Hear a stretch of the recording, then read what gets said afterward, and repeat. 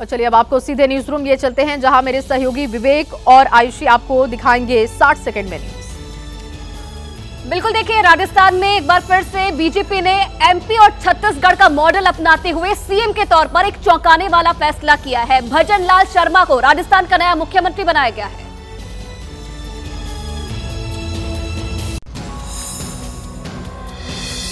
कई दिन के सस्पेंस और जयपुर से दिल्ली तक की मैराथन बैठकों के बाद आखिरकार बीजेपी ने राजस्थान की सबसे बड़ी जिम्मेदारी भजन लाल शर्मा को दे दी है। जहां एक तरफ राजस्थान में सीएम पद पर कई बड़े दिग्गजों के नाम सामने आ रहे थे, वहीं बीजेपी ने पहली बार विधायक बने और 4 बार प्रदेश महामंत्री रहे भजन लाल शर्मा पर भरोसा जताया है। सभी को मैं धन्यवाद देना चाहता हूँ। मेरे जैसे छोटे कार्यकर्ता को ये राजस्थान की सेवा का मौका दिया है।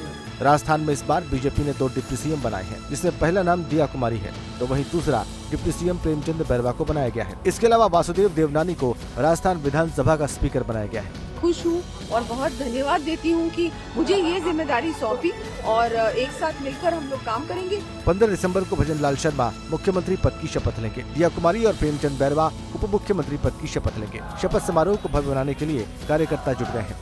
शपथ समारोह में प्रधानमंत्री नरेंद्र मोदी, गृह मंत्री अमित शाह और जेपी नड्डा का आना प्रस्तावित है। मध्य प्रदेश के नवनिर्वाचित सीएम मोहन यादव की आज 11:30 बजे ताजपोशी होगी। इस शपथ ग्रहण समारोह में प्रधानमंत्री नरेंद्र मोदी, गृह मंत्री अमित शाह, सीएम योगी जैसे कई दिग्गज मौजूद रहने वाले हैं।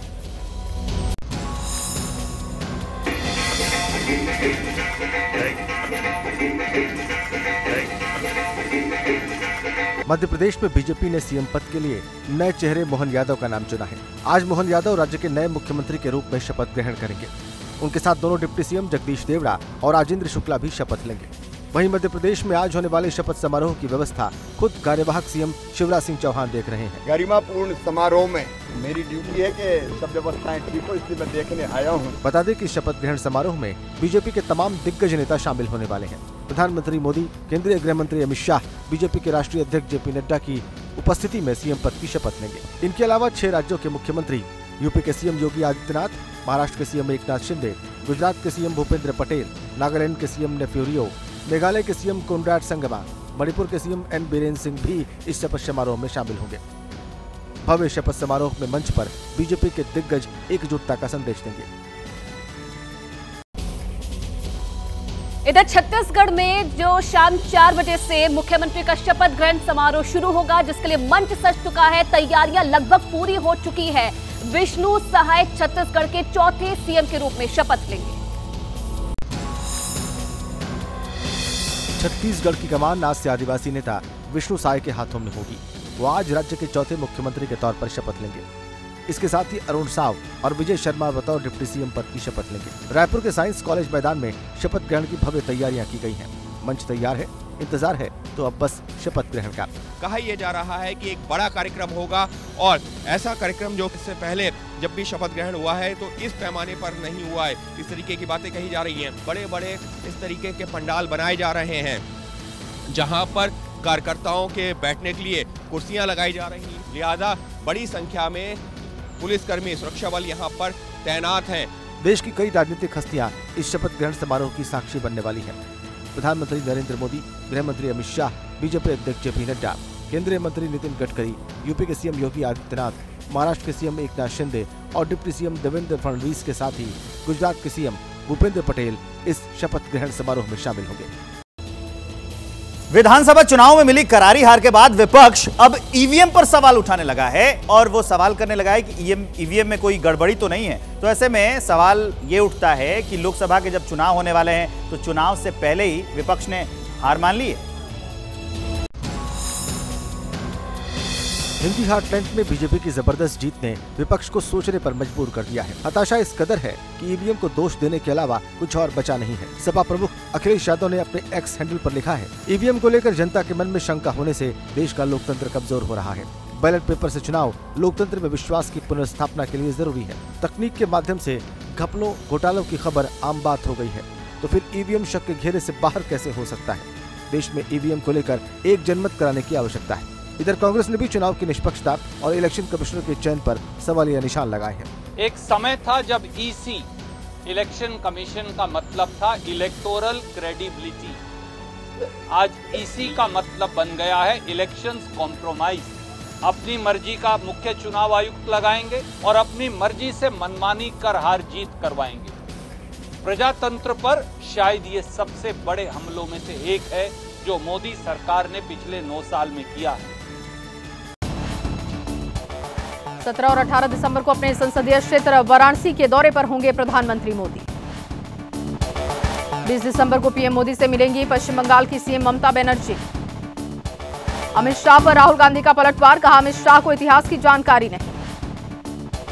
हिमाचल प्रदेश की सुक्खू सरकार का कैबिनेट विस्तार, राजेश धर्माणी और यादवेंद्र गोमा बने मंत्री। पंजाब के गुरदासपुर में लगी बीजेपी सांसद और एक्टर सनी देओल की गुमशुदगी की पोस्टर। ओडिशा के संबलपुर में बोरवेल में फंसे नवजात शिशु का सकुशल रेस्क्यू हुआ। गुजरात के मोरबी में फैक्ट्री में मरम्मत के दौरान बॉयलर फटा, हादसे में 2 की मौत। पंजाब में अमृतसर पुलिस ने 4 ड्रग तस्कर को किया है गिरफ्तार। महाराष्ट्र के रायगढ़ में पुलिस ने दवा कंपनी पर छापा मारा, 107 करोड़ के एमडी ड्रग के साथ 3 तस्कर गिरफ्तार। महाराष्ट्र के अमरावती में अवैध हथियार सिंडिकेट का भंडाफोड़ हुआ, 102 तमंचे, चाइनीज चाकू भी बरामद। यूपी के सोनभद्र में दुद्धी से विधायक राम दुलारे गौण दुष्कर्म और पॉस्को एक्ट में दोषी करार। यूपी के उन्नाव में किसान ने खुद को किया आग के हवाले। मुंबई पुलिस ने लुटेरे गैंग का पर्दाफाश किया, विदेश में नौकरी के नाम पर लोगों को देते थे झांसा। पंजाब के फाजिल्का में ड्रोन के जरिए पाकिस्तान से भेजी गई 3 किलो 182 ग्राम हेरोइन की बरामद। भारतीय जांच एजेंसियों के द्वारा दुबई में हिरासत में लिया गया महादेव बेटिंग ऐप का मालिक रवि उप्पल, रेड कॉर्नर नोटिस हुआ था जारी, 2 और लोग हिरासत में। अमेरिकी रेटिंग एजेंसी फिच का अनुमान, लोकसभा में फिर से बनेगी बीजेपी की सरकार। फिच रेटिंग के मुताबिक मौजूदा सरकार को बहुमत मिलने के आसार। मोहन यादव आज लेंगे मध्य प्रदेश के मुख्यमंत्री पद की शपथ। भोपाल के लाल परेड मैदान में सुबह 11:30 बजे का होगा कार्यक्रम। जगदीश देवड़ा और राजेंद्र शुक्ला लेंगे डेप्यूटी सीएम पद की शपथ। छत्तीसगढ़ के नए मुख्यमंत्री विष्णुदेव साय का शपथ ग्रहण समारोह आज दोपहर 3 बजे शुरू होगा शपथ ग्रहण का कार्यक्रम। रायपुर के साइंस कॉलेज मैदान में कार्यक्रम। जम्मू कश्मीर को लेकर फारूक अब्दुल्ला का विवादित बयान, कहा जम्मू कश्मीर जहन्नुम में जाए, बीजेपी पर कसा तंज, कहा जब ऐसी चीजें करोगे तो कैसे जीतोगे जनता का दिल। विपक्ष के नेता अधीर रंजन चौधरी का बयान, अलग अलग जाति के सीएम चुनकर 2024 की बिसात बिछा रही बीजेपी। जाति जनगणना के मुद्दे के कारण बीजेपी ने चुने अलग अलग जाति के मुख्यमंत्री। बिहार की राजधानी पटना में आज से 2 दिनों तक चलेगी global investor meet. CM Nitish Kumar और डेप्यूटी सीएम तेजस्वी यादव करेंगे कार्यक्रम का उद्घाटन। एआई पर बोले प्रधानमंत्री मोदी, कहा एआई वर्तमान और भविष्य दोनों पीढ़ियों पर प्रभाव डालेगा। हमारा उद्देश्य इसके नुकसानों से बचते हुए काम करने का है। बीजेपी के विकसित भारत संकल्प यात्रा में बोले सीएम योगी आदित्यनाथ, 2014 के बाद से गरीबों को मिला योजनाओं का लाभ। सबका साथ सबका विकास सिर्फ नारा नहीं बल्कि हकीकत। दिल्ली एनसीआर प्रदूषण मामले पर सुप्रीम कोर्ट में आज सुनवाई होगी। इससे पहले की सुनवाई में कोर्ट ने पराली जलाने की रोक लगाने के दिए थे आदेश। मनीष सिसोदिया की पुनर्विचार याचिका पर आज सुप्रीम कोर्ट में सुनवाई। बंद चैम्बर में विचार होगा कि मामला सुनने योग्य है या नहीं। तो जो नए सीएम बने हैं मोहन यादव, उसकी तस्वीरें आप देख रहे थे। भोपाल के लाल परेड ग्राउंड में आज मोहन यादव का शपथ ग्रहण समारोह होगा। शपथ ग्रहण समारोह की तैयारियां अब पूरी हो चुकी हैं। मोहन यादव का परिवार भी शपथ ग्रहण समारोह में शामिल होने के लिए तैयारियों में जुटा था। क्या है मोहन यादव के परिवार की तैयारी, आपको इस रिपोर्ट में दिखाते हैं। उज्जैन को तो महाकाल की नगरी कहा जाता है, लेकिन महाकाल की नगरी में जब मुख्यमंत्री का परिवार हो और शपथ ग्रहण की क्या क्या तैयारियां हों, इस पर भी बात कर ली जाए, पूछ लिया जाए परिवार से ही कि क्या क्या तैयारियां हैं, छोटी बड़ी, क्योंकि दिन तो बड़ा है। सीमा यादव जी हमारे साथ हैं, उनकी धर्मपत्नी। बड़ा दिन है परिवार के लिए, क्या सोचा है, क्या करेंगी? बस शपथ समारोह में जाएंगे अच्छे कपड़े पहन के, बढ़िया। और इससे पहले भी कई शपथ समारोह हुए हैं, क्या उसमें शिरकत की है? तो पहली बार जाऊंगी, अभी तक किसी शपथ समारोह में नहीं गई हूँ। ये पहली बार? जी हाँ। कुछ खास तैयारियां कि उत्साह और सामान्य तौर पहन के जाएंगे बढ़िया, और क्या। खरीदने का भी मन है? नहीं, घर में ही रखी, उसको पहनेंगे। गृहिणियों की एक खासियत होती है। बहन हमारे साथ हैं कलावती जी, आपके लिए, क्योंकि बड़ी बहन के लिए छोटे भाई को शपथ ग्रहण करते हुए देखना मुख्यमंत्री के तौर पर बहुत बड़ी बात होती है। क्या तैयारी आपके लिए शपथ ग्रहण? देखिए, मैं उनकी बहन के साथ साथ पार्टी की एक कार्यकर्ता भी हूँ। जैसे दूसरे कार्यकर्ता जाएंगे, मैं भी जाऊँगी, और उज्जैन से मुझे लगता है कि हजारों कार्यकर्ता इस शपथ ग्रहण समारोह में अपना स्नेह और आशीर्वाद देने के लिए जाएंगे। बतौर बहन, बतौर कार्यकर्ता, दोनों में अंतर कितना है और कौन ज़्यादा हावी रहेगा इमोशनली? देखिए, स्वाभाविक है, परिवार का कोई व्यक्ति को कोई दायित्व मिलता है तो खुशी होती है, लेकिन एक कार्यकर्ता को काम करते हुए कोई दायित्व मिलता है तो ज़्यादा खुशी लगती है। भाभी देवर को देखेंगी तो क्या मन में क्या चल रहा है और क्या तैयारी होगी भाभी? बहुत खुशी हो रही है, और हम सब शपथ ग्रहण में सब जाएंगे, परिवार सहित जाएंगे। किसी त्योहार से कम नहीं होता है, ये एक इतना बड़ा दिन होता है, लेकिन उसको भी सामान्य रखना यही परिवार की सबसे बड़ी खासियत होती है। कैमरा पर्सन सूरज पांडे के साथ मनोज्ञा लोईवाल, उज्जैन, एबीपी न्यूज। तो आप मोहन यादव के परिवार को सुन रहे थे। मध्य प्रदेश में मोहन यादव आज सीएम पद की शपथ लेंगे। मोहन यादव के सीएम चुने जाने के बाद से उज्जैन में जश्न का माहौल है। मोहन यादव उज्जैन दक्षिण सीट से विधायक हैं। जिस हाई स्कूल से मोहन यादव ने पढ़ाई की, वहां पहुंचकर छात्रों और मोहन यादव के पुराने मित्रों से बातचीत की है एबीपी न्यूज संवाददाता मनोज्ञा लोईवाल ने। वो भी आपको सुनाते हैं। कहते हैं पूत के पैर पालने में दिख जाते हैं, ठीक उसी तरह जैसे डॉक्टर मोहन यादव के पैर स्कूल में जब पढ़े थे तो बहुत लोगों को ये लगा था कि आगे कुछ न कुछ होगा या कुछ बड़ा होगा, लेकिन अब जब मुख्यमंत्री बन गए हैं तो बहुत सारी ऐसी बातें आपको पता लगती है जिस पर स्कूल खुद गर्व करता है। मैं इस समय हूँ जिवाजीगंज के स्कूल में। ये स्कूल वो स्कूल है जहाँ पर उन्होंने हायर सेकेंडरी पास की।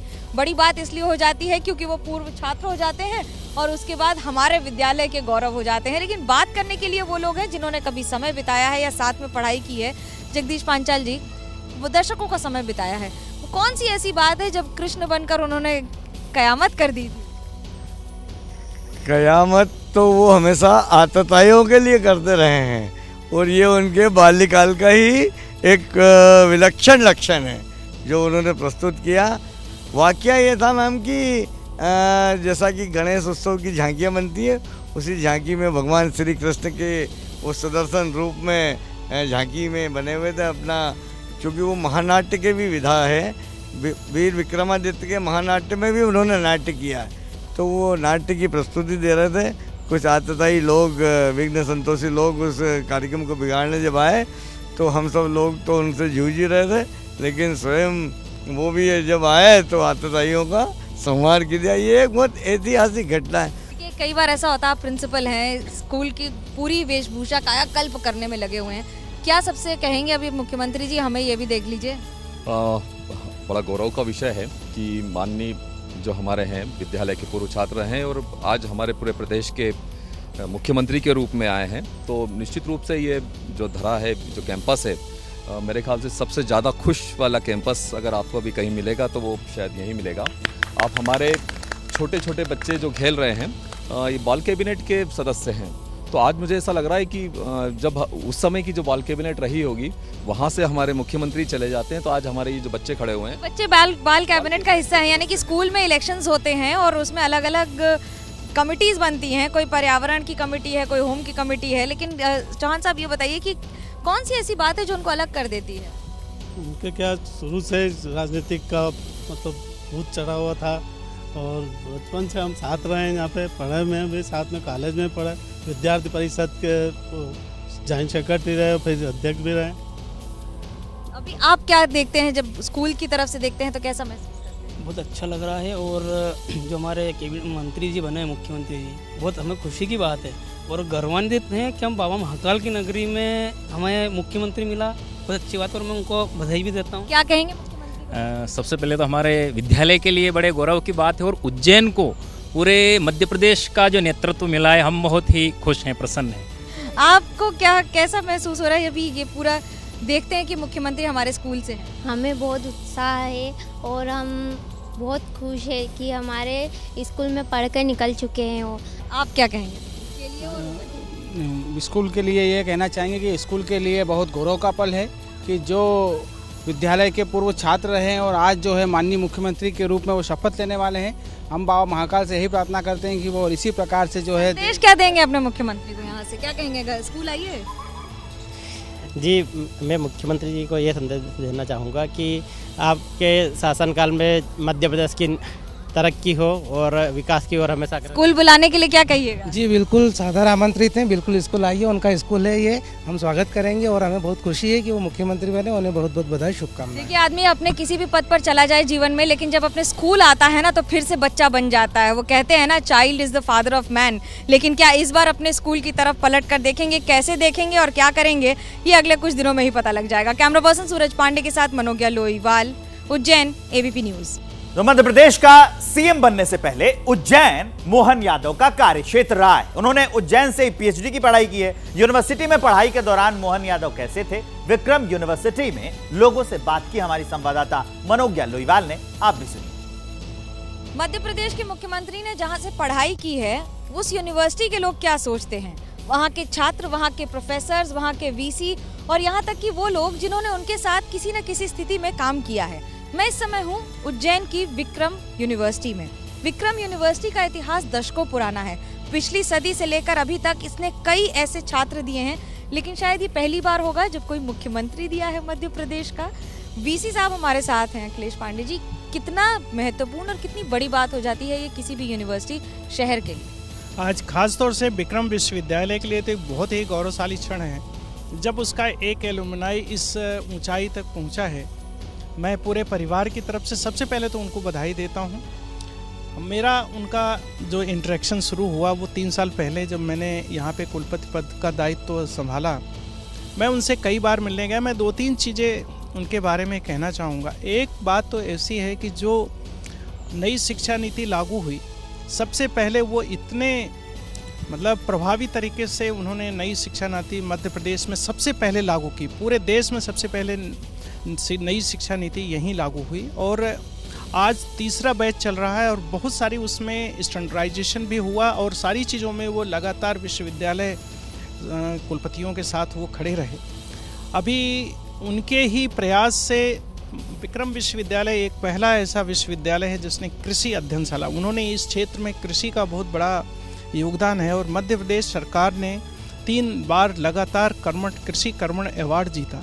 उन्होंने उसको ध्यान में रखते हुए हर विश्वविद्यालय में कृषि पाठ्यक्रम शुरू करने की उन्होंने जिद किया और उनके ही जिद से और उनके ही सहयोग से आज विक्रम विश्वविद्यालय में 900 से ज़्यादा विद्यार्थी कृषि का अध्ययन कर रहे हैं। 80 के दशक से अगर कोई साथ रहा है तो आप रहे हैं। बतौर छात्र, दोस्त, मित्र, परिवार, क्या बदला है और कोई ऐसी बात जो यादगार रहे? सहज सरल व्यक्तित्व के धनी हैं और मेरा उनका साथ वर्ष 1982 से रहा है। विद्यार्थी परिषद में हमने साथ में काम किया है और सर्वप्रथम वो माधव विज्ञान महाविद्यालय में अध्यक्ष के पद पर रहे। उनके बाद मुझे भी माधव विज्ञान महाविद्यालय में अध्यक्ष के पद पर कार्य करने का अवसर रहा है। उनके साथ बहुत ही लड़ाई हुई कि नहीं? उस समय जो है साइंस कॉलेज में जब हम थे तो साइंस कॉलेज के सामने एक पॉलिटेक्निक कॉलेज हुआ करता है, तो साइंस कॉलेज और पॉलिटेक्निक कॉलेज के मध्य हमेशा विवाद होता रहता था। तो एक दोनों के बीच एक गेट है, वो गेट हमेशा दोनों अथॉरिटीज़ जो प्रिंसिपल होते थे वो बंद रखते थे, पर मोहन जी ने उस गेट को खुलवाने में भी पूरी मदद की और पॉलिटेक्निक कॉलेज जो लड़ाई में हमेशा आगे रहता था उसको भी पीछे किया। मारपीट की थी? मारपीट तो स्टूडेंट लाइफ में चलती रहती है और उनका सदैव ही प्रयास रहता था सभी को साथ में जोड़कर चलते थे। और हमारे समय जो प्रिंसिपल SL छजलानी साहब थे माधव विज्ञान महाविद्यालय के, वो हमेशा ही हमें सपोर्ट करते थे और हम उनकी बात को कभी नज़रअंदाज नहीं करते थे। उनकी विशेषता है कि वे जिस भी इशू को लेकर के काम करते हैं उसको जब तक अंजाम तक नहीं पहुंचाते तब तक वो पीछे नहीं हटते हैं और ये निरंतरता उनकी आज भी बनी हुई है। जिद है कि निरंतरता है, अपने जो भी उद्देश्य हैं उनके प्रति उनकी निष्ठा है। कोई ऐसी बातचीत जो आपको हमेशा याद रहे? मैंने ये पाया है कि वो उनकी याददाश्त बहुत अच्छी है और ये जो याददाश्त है वो दोनों स्तर पर है, वो वैयक्तिक संदर्भ में भी है और सामुदायिक संदर्भ में भी है। मैंने ये देखा कि कई ऐसे इश्यूज़ होते हैं, जैसे उज्जैन का जो संदर्भ आता है तो विक्रमादित्य नवरत्नों के बारे में बात होती है, तो उन्होंने बहुत सारे ऐसे इशू हमारे बीच में उपस्थित किए हैं जो प्रायः या तो ग्रंथों में रह जाते या उन लोगों के बीच में रह जाते जो उस विषय के विशेषज्ञ होते हैं, लेकिन उन्होंने उन विषयों को न केवल ग्रहण किया, उन्होंने लोगों के बीच पहुंचाया। आज विक्रम संवत की जो प्रतिष्ठा संपूर्ण दुनिया में दिखाई दे रही है, विक्रमादित्य और नवरत्नों की जो चर्चा बड़े पैमाने पे हो रही है, इसका बहुत बड़ा श्रेय डॉक्टर मोहन यादव जी को जाता है। क्या चाहते हैं अपने मुख्यमंत्री से? मुख्यमंत्री से हमें यही उम्मीद है कि जिस विश्वविद्यालय में उन्होंने शिक्षा ग्रहण करी, उस विश्वविद्यालय का, उस प्रदेश का पूरा विश्व में पूरा नाम रोशन हो, क्योंकि भगवान कृष्ण ने इसी सांदीपनी आश्रम में आकर के विद्यार्जन किया था और इसी विश्वविद्यालय में, और वही वसुदेव सुतम देवम कंस चाणूर मर्दनम, वही वसुदेव वही यादव कुल में है। इसलिए हम तो यही चाहते हैं कि हमारे विश्वविद्यालय का खूब विकास हो, प्रदेश का विकास हो। ये जो कह रहे हैं इसको बड़े संक्षेप में अगर कहें तो एमपी अजब है, एमपी गजब है, और कुछ यही हुआ है राजनीति में। अजब और गजब के साथ एक नई रचना हुई है जिसका अभी पूरी तरह से क्या उसका संदर्भ होगा और क्या उसका परिकल्पना है, क्या उसे सत्य में आधारित, कैसे उसको सत्य पर आधारित करके जीता जाएगा, ये समय बताएगा। कैमरा पर्सन सूरज पांडे के साथ मनोज्ञा लोईवाल, उज्जैन, एबीपी न्यूज़।